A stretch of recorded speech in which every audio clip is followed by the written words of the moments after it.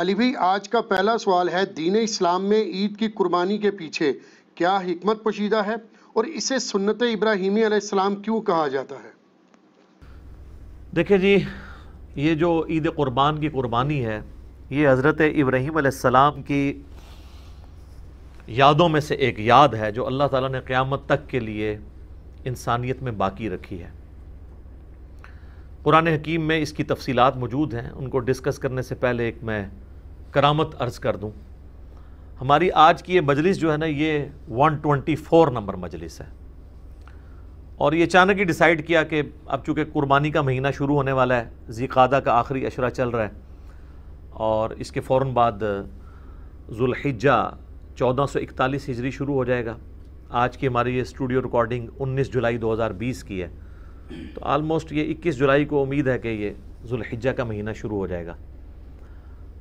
تو یہ اچانک سب کچھ ہوا، اور پھر ہم نے پچھلے ہی ویک میں یہ فلوٹ کر دیا اپنے واٹس ایپ گروپس میں کہ پوری دنیا سے سوالات کلیکٹ کیے جائیں تاکہ کوئی سوال باقی نہ رہے۔ یہ 50 کے قریب سوالات ہم نے اکٹھے کیے، تو میرے دل میں ایک قلق تھا کہ کاش یہ 125 نمبر مجلس ہوتی، کیونکہ یہ ہماری اسپیشل مجلس ہے، 124 نہ ہوتی۔ پھر میرے دماغ میں ایک بات آئی کہ میں قرآن حکیم میں کوئی صورت ایسی کھولوں جس میں 124 نمبر آیت مجھے ایسی ملے جس کا تعلق ڈائریکٹلی ابراہیم علیہ السلام کے ساتھ ہو، اگر ڈائریکٹ نہ بھی تو انڈائریکٹلی ہو۔ تو یہ اللہ کی طرف سے کرامت ہوئی کہ سورۃ البقرہ جب میں نے کھولی نا، تو اس کی آیت نمبر 124، اور ہماری آج کی مجلس بھی مجلس نمبر 124، وہ اسپیسیفکلی ابراہیم علیہ السلام کی ساری قربانیوں کو ایک جگہ پہ اللہ تعالیٰ نے ڈسکس کیا ہے۔ سورۃ البقرہ آیت نمبر 124، اعوذ باللہ من الشیطان الرجیم، بسم اللہ الرحمن الرحیم۔ وَإِذِ ابْتَلَىٰ إِبْرَاهِيمَ رَبُّهُ بِكَلِمَاتٍ فَأَتَمَّهُنَّ، اور جب جب آزمایا ابراہیم کو اس کے رب نے جن جن باتوں میں، فَأَتَمَّهُنَّ، وہ تمام باتوں میں پورا اترے۔ ابراہیم علیہ السلام کی اللہ تعالیٰ ہمارا جب بھی آزمائش کی گئی، وہ آزمائش میں 100/100 نمبر لے کے کامیاب ہوئے۔ قَالَ إِنِّي جَاعِلُكَ لِلنَّاسِ إِمَامًا، یہ اسی آیت میں ہے۔ تو ہم نے بھی پھر کہا کہ ابراہیم، ہم تمہیں پوری انسانیت کا امام بنائیں گے۔ قَالَ وَمِن ذُرِّيَّتِي، تو انہوں نے عرض کیا، اے اللہ میری اولاد کا کیا بنے گا؟ قَالَ لَا يَنَالُ عَهْدِ الظَّالِمِينَ، اللہ نے فرمایا تمہاری اولاد میں جو ظالم لوگ ہیں نا، ان تک میرا یہ وعدہ نہیں پہنچے گا۔ یعنی اس میں امپلائیڈ ہے کہ جو ظالم نہیں ہوں گے ان تک وعدہ پہنچے گا۔ بنی اسرائیل میں پہنچا ہے، انی فضلتکم علی العالمین، اور اس کے بعد بنو اسماعیل میں ہمارے محبوب صلی اللہ علیہ وآلہ وسلم آئے، اور یہ سارا معاملہ آگے سے چلا۔ ہم یہ کہتے ہیں ہم دین ابراہیمی کے اوپر ہیں۔ نبی علیہ السلام کو جس دین کی پیروی کا حکم دیا گیا وہ دین ابراہیمی ہے۔ ملت ابیکم ابراہیم وسماکم المسلمین من قبل وفی ھذا، پیروی کرو ابراہیم علیہ السلام کی ملت کی، جس نے تم سے پہلے ہی تمہارا نام مسلم رکھ دیا تھا، اور اللہ نے بھی اس قرآن کے اندر تمہارا نام مسلم رکھا ہے۔ تو ابراہیم علیہ السلام کی زندگی قربانیوں سے پر ہے، اس میں کئی ایک واقعات ہیں جو ہماری اس شریعت کا حصہ ہیں، مختلف عبادات کی رسومات کے طور پہ۔ انہی میں سے ایک عبادت جو ہے وہ حج کی عبادت بھی ہے، اور اس میں اللہ تعالیٰ نے قربانی کی سنت کو قیامت تک کے لیے باقی رکھا۔ اسپیسیفکلی تو یہ حج والوں سے ریلیٹڈ ہے۔ اب جو لوگ حج کے لیے نہیں جا سکتے، صاحب استطاعت نہیں، تو ان کے لیے پوری دنیا میں سنت ابراہیمی کو جاری کر دیا گیا عید قربان کی قربانی کی صورت میں۔ تو اس کے پیچھے جو اللہ تعالیٰ نے ایک ظاہری سبب بنایا حضرت ابراہیم علیہ السلام کی قربانی کا، اس کا ذکر سورہ الصافات کی آیت نمبر 100 سے آنورڈ موجود ہے۔ پارہ نمبر 23 کے اندر ابراہیم علیہ السلام کے اس واقعے کا ذکر ہے جس کی وجہ سے یہ سنت باقی رکھی گئی، اس میں اس کا ذکر بھی آ جائے گا۔ ابراہیم علیہ السلام کے بارے میں اللہ تعالیٰ فرماتا ہے کہ جب وہ اپنی قوم کو چھوڑ کے اتنی قربانیوں کے ساتھ نکلے، ہجرت انہوں نے اختیار کی، تو انہوں نے اللہ کے حضور دعا کی، ربی حب لی من الصالحین، اے میرے رب مجھے صالحین میں سے اولاد عطا فرما۔ 87 ایئرز ایج ہو چکی ہے ابراہیم علیہ السلام کی، بے اولاد ہیں، 87 سال عمر۔ بیوی بھی بڑھیا ہو چکی ہے، 80+ ہے، اب وہ اللہ سے دعا کر رہے ہیں اللہ مجھے اولاد دے۔ 87 سال کی عمر میں ان کو اولاد ملتی ہے، اور وہ بچہ جب 12 سال کا ہوتا ہے، چلنے پھرنے کے قابل ہوتا ہے ان کے ساتھ۔ ابراہیم علیہ السلام کے بڑھاپے کا سہارا 99 ایئرز ان کی ایج ہو چکی ہے، اس وقت اللہ تعالیٰ کی طرف سے ایک حکم آ جاتا ہے انتہائی آزمائش والا۔ تو اللہ تعالیٰ ہمارا فبشرناہ بغلام حلیم، ہم نے انہیں ایک حلم والے بچے کی بشارت دی، بڑا صابر بچہ تھا۔ فلما بلغ معہ السعی، جب وہ ان کے ساتھ چلنے پھرنے کے قابل ہوا، یعنی 12 سال کی اس کی عمر ہوئی۔ اب یہ بچہ کون سا ہے اس میں اختلاف ہے، ایٹ لیسٹ مسلمانوں میں اہل سنت اور اہل تشیع تو اس پہ متفق ہیں آلموسٹ آج کی ڈیٹ میں، کہ یہ حضرت اسماعیل علیہ السلام ہے، جن کی نسل سے ہمارے محبوب صلی اللہ علیہ وآلہ وسلم پیدا ہوئے۔ لیکن اہل سنت میں ہی ایسے ائمہ ہیں جو یہ مانتے ہیں کہ اس سے مراد حضرت اسحاق ہیں، اور یہودیوں کا بھی یہ موقف ہے۔ بلکہ المستدرک الحاکم میں آپ کو کئی ایک روایتیں بھی ایسی ملیں گی، اگرچہ ان کی سند صحیح نہیں ہے لیکن اہل سنت کی کتابوں میں تو موجود ہے۔ اور اس سے بھی بڑھ کر امام طبری، ابن جریر طبری، جو اہل سنت کے پہلے مفسر ہیں، پہلے 300 سال کے مسلمانوں میں آتے ہیں، انہوں نے جو تفسیر ابن جریر جسے طبری کی تفسیر کہا جاتا ہے، اس میں انہی آیات کے کانٹیکسٹ میں وہ تو وثوق کے ساتھ کہتے ہیں کہ ذبیح اللہ جو ہیں حضرت اسحاق ہیں۔ اس حوالے سے سب سے جو انٹلیکچوئل بحث ہے وہ آپ کو تفہیم القرآن میں ملے گی۔ مولانا مودودی نے قرآن حکیم کی آیات سے ڈائریکٹلی تو ظاہر ثابت نہیں ہوتا، انڈائریکٹلی قرائن کے ذریعے ثابت کیا ہے کہ موسٹ پروبیبل ذبیح اللہ جو ہیں حضرت اسماعیل علیہ السلام ہے۔ اس کے باوجود ہمارے اسلاف میں بعض لوگ حضرت اسحاق کو ذبیح اللہ مانتے ہیں، جس طرح کہ یہودیوں میں، اس سے کوئی فرق نہیں پڑتا، کیونکہ اس میں اصل میں بتایا جا رہا ہے کہ یہ ابراہیم کی قربانی ہے، چاہے ان کا وہ بیٹا اسحاق تھا، اسماعیل تھا، اس سے کوئی فرق نہیں پڑتا، اصل ابراہیم کے لیے امتحان تھا، اسی پہ ایمفسائز کیا گیا۔ تو اللہ تعالیٰ ہمارا جب چلنے پھرنے کے قابل ہوا، قال یا بنیا، تو ابراہیم علیہ السلام نے کہا اے میرے بچے، انی ارا فی المنام، میں نے خواب میں دیکھا ہے۔ یاد رکھیے گا نبیوں کا خواب وحی الہی ہوتا ہے، بخاری مسلم دونوں میں حدیث ہے کہ نبوت کا 46واں حصہ ہے خواب، انبیاء کے خواب میں شیطانوں کو دخل نہیں ہے۔ انی اذبحک فانظر ماذا تری، میں یہ دیکھ رہا ہوں کہ میں تمہیں خواب میں نے دیکھا کہ میں تمہیں ذبح کر رہا ہوں، تو بتاؤ تمہاری کیا رائے ہے۔ اب ظاہر ہے وہ بھی نبی کا بچہ تھا، اسے پتا تھا کہ جب نبی کو خواب دکھایا گیا تو اللہ تعالیٰ پریکٹیکلی یہ قربانی چاہ رہا ہے۔ ظاہر ہے کہ اب وہ اس ماں کی اولاد ہے کہ جس کو بیابان میں سورہ ابراہیم میں آتا ہے کہ حضرت ابراہیم علیہ السلام ایک بالکل بیابان جگہ میں مکے کے اندر چھوڑ کے چلے گئے اللہ تعالیٰ کے توکل کے اوپر۔ قال یا ابت افعل، انہوں نے کہا اے میرے ابا جان کر گزریے، ما تؤمر، جس کا اللہ نے آپ کو حکم دیا، ستجدونی انشاءاللہ من الصابرین، انشاءاللہ آپ مجھے صابروں میں پائیں گے، آپ کو جو آپ کے رب کا حکم ہے وہ کر گزرے۔ اللہ اکبر۔ فلما اسلما وتلہ للجبین، جب وہ ان دونوں نے سر تسلیم خم کیا۔ اچھا اللہ تعالیٰ اب دونوں کا ذکر کر رہا ہے، یعنی حضرت ابراہیم بھی اور ان کا بچہ بھی، اسماعیل ہوں یا اسحاق کوئی بھی، دونوں نے اللہ کے حضور سر تسلیم خم کیا۔ وَتَلَّهُ لِلْجَبِينَ، اور ماتھے کے بل لٹا دیا حضرت ابراہیم نے اپنے بچے کو۔ ماتھے کے بل اس لیے لٹایا کہ کہیں غلطی سے میری نظر بھی چہرے کی طرف نہ پڑے اور شفقت پدری جو ہے وہ کہیں پہ ٹریگر نہ کر جائے، تو میں دیکھوں بھی نہ۔ وَنَادَيْنَاهُ أَن يَا إِبْرَاهِيمُ، تو اللہ تعالیٰ فرماتا ہے عین اس موقع پہ جب وہ چھری چلانے لگے، ہم نے پکارا کہ اے ابراہیم قد صدقت الرؤیا، بے شک تو نے سچا کر دکھایا اپنا خواب۔ اِنَّا كَذَلِكَ نَجْزِي الْمُحْسِنِينَ، بے شک ہم اس طریقے سے ہی جزا دیا کرتے ہیں محسنین کو۔ یعنی حضرت ابراہیم نے تو اپنے بچے کی لائف اور اپنی وہ محبت سٹیک پہ لگا دی تھی، بس وہ آخری لمحہ تھا نا، ادھر تک اللہ تعالیٰ لے آیا ایج کے اوپر جا کے۔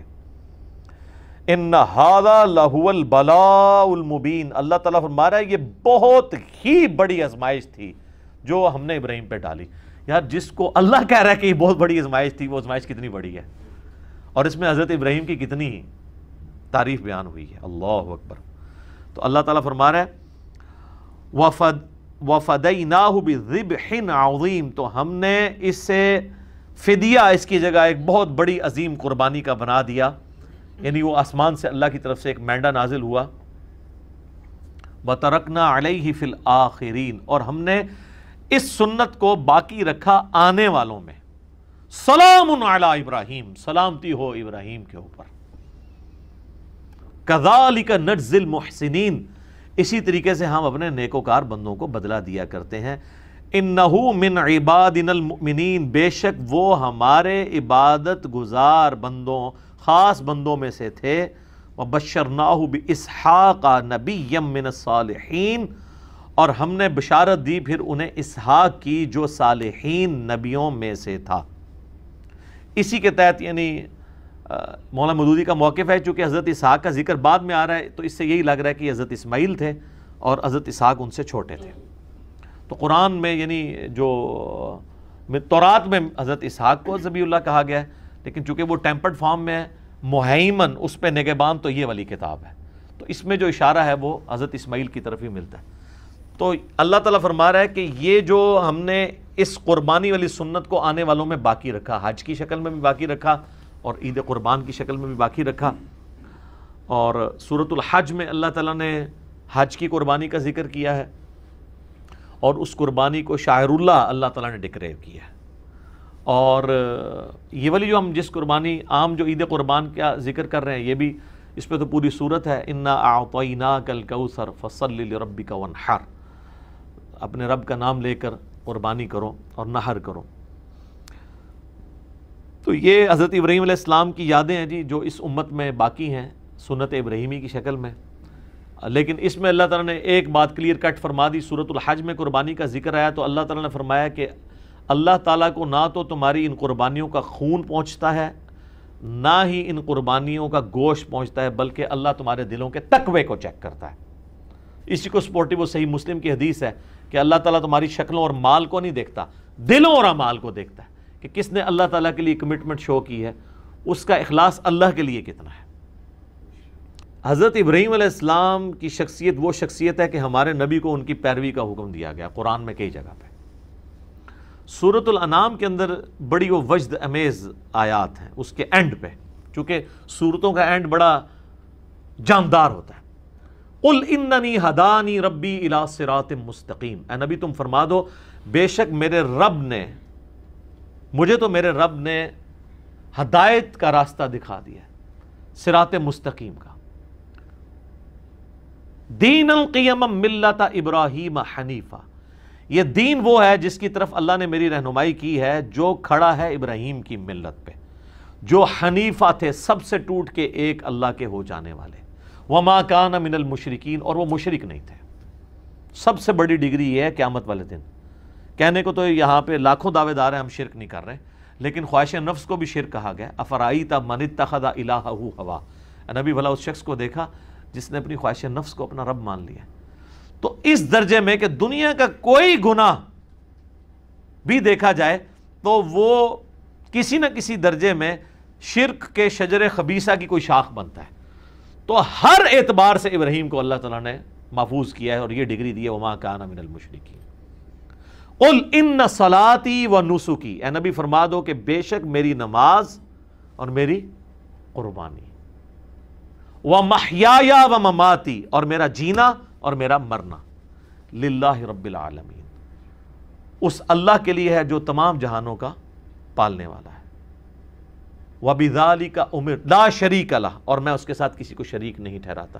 وَبِذَالِكَ أُمِرْتُ، اور مجھے اسی کا حکم ہوا ہے. وَأَنَا أَوَّلُ الْمُسْلِمِينَ، کہ سب سے پہلے میں اللہ کے حضور سر تسلیم خم کروں، سب سے پہلا مسلم میں بنوں. انہی آیات میں جو ہے نا قُلْ إِنَّ صَلَاتِي وَنُسُكِي، بے شک میری نماز اور میری قربانی، وَمَحْيَايَ وَمَمَاتِي، اور میری زندگی اور میری موت کس کے لیے؟ اللہ کے لیے. اب آپ ذرا اس کو ریلیشن شپ دیکھیں. قل ان صلاتی و نسکی، میری نماز میری قربانی، و محیایا و مماتی، میرا جینا اور میرا مرنا اللہ کے لیے. یہ جینے کا تعلق نماز کے ساتھ ہے. زندگی میں آپ نے نماز قائم رکھنی ہے، تو آپ زندہ ہیں. جو بخاری مسلم میں حدیث ہے, جو اللہ کا ذکر کرتا ہے وہ زندہ ہے, جو نہیں کرتا وہ مردہ ہے. وَأَقِمِ الصَّلَاةَ لِذِكْرِي, میری یاد کے لیے نماز کو قائم رکھنا. حضرت موسیٰ کو نبی علیہ السلام اللہ تعالیٰ نے فرمایا تھا, جو سورہ طٰہٰ میں آتا ہے. تو زندگی کیا ہے؟ نماز. اِنَّ صَلَاتِي وَنُسُكِي, اور دوسری چیز کیا تھی؟ قربانی. تو قربانی کا تعلق کس کے ساتھ ہے؟ موت کے ساتھ. اِنَّ صَلَاتِي وَنُسُكِي وَمَحْيَايَ وَمَمَاتِي, نماز کا تعلق حیات کے ساتھ اور قربانی کا تعلق موت کے ساتھ. سر یہ جو آپ جانور قربان کر رہے ہوتے ہیں نا, یہ آپ یہ کہہ رہے ہوتے ہیں کہ میں اس جانور کو قربان کر کے سنت ابراہیمی کی یاد تازہ کر رہا ہوں کہ اوریجنلی تو ہمیں اپنی اولاد کو بھی اگر قربان کرنا پڑے اللہ کے لیے تو ہم کریں گے. یہ جانور تو ایک سمبل کے طور پہ ہے, اور اس سے بھی بڑھ کے اگر ہمیں اپنی بھی جان دینی پڑی, کیونکہ اللہ تو ادھر اپنی جان کی بات کر رہا ہے نا. وَمَمَاتِي, میری موت اللہ کے لیے, بے شک میری نماز, میری قربانی, میرا جینا, میرا مرنا اللہ کے لیے ہے جو تمام جہانوں کا پالنے والا ہے. تو سر قربانی کا جو فلسفہ ہے نا, یہ بڑا, یعنی حج کا ایک ایک آپ رسم کو دیکھیں نا, جو اس میں رسومات ہمیں سکھائی گئی ہیں, ایک ایک جو مناسک کے اندر چیزیں آتی ہیں, وہ ہر ایک کے اندر ایک پورا فلسفہ ہے. سب سے بڑا تو احرام ہی دیکھ لینا جی, کفن کی علامت ہے جی. آپ نے انسلے کپڑے پہنے ہوئے ہیں, کوئی غریب ہے امیر ہے, سب کا سب ایک ہی لباس کے اندر ہے. ٹھیک ہے جی. تو یہ تو خیر ایک ڈیٹیل طلب ٹاپک ہے, چونکہ آج ہم قربانی کو ڈسکس کر رہے ہیں. تو یہ اللہ کی طرف سے ایک کرامت ہوئی ہے کہ سورۃ البقرہ کی آیت نمبر 124 کیٹاگوریکلی ابراہیم علیہ السلام کی قربانیوں کو اللہ نے انڈورس کیا ہے. اور آپ دیکھیں سورہ نجم میں آئے تو حضرت ابراہیم کے بارے میں وَإِبْرَاهِيمَ الَّذِي وَفَّى, ابراہیم وہ ہے جو وفا کرنے والا ہے اپنے رب کے ساتھ. ابراہیم اللہ کے ساتھ وفا کرنے والا. تو یہ وفا ان کی ہر زندگی کے لمحے میں ہمیں نظر آتی ہے. تو آج یہ کرامت ہوئی ہے جی. 124 ہماری مجلس تھی, قربانی پہ ہے, ابراہیم علیہ السلام کے ساتھ ریلیٹڈ ہے. اور اس کے ساتھ ایک چھوٹی سی کرامت یہ ہوئی کہ ہم نے پچھلے ویک ویسے ہی ڈیسائیڈ کیا کہ جس طرح ہم نے حضرت عیسیٰ علیہ السلام کی منقبت پڑھوائی تھی, تو ہم ایک حضرت ابراہیم علیہ السلام کے اوپر بھی منقبت, مجھے شعیب بھائی نے کہا کہ اس طرح ہے میں تیار کروں, میں نے کہا جی کریں. تو اللہ کی طرف سے دوسری کرامت ہوئی کہ وہ آج ہی ہم نے پڑھوائی ہے وہ منقبت, جب ابراہیم علیہ السلام کا ذکر ہو رہا ہے, ان کی قربانیوں کا ذکر ہو رہا ہے. تو یہ دو کرامتیں اللہ کے فضل سے جمع ہوئی ہیں, لہذا ہم کرامتوں کو مانتے ہیں, منکر نہیں ہیں.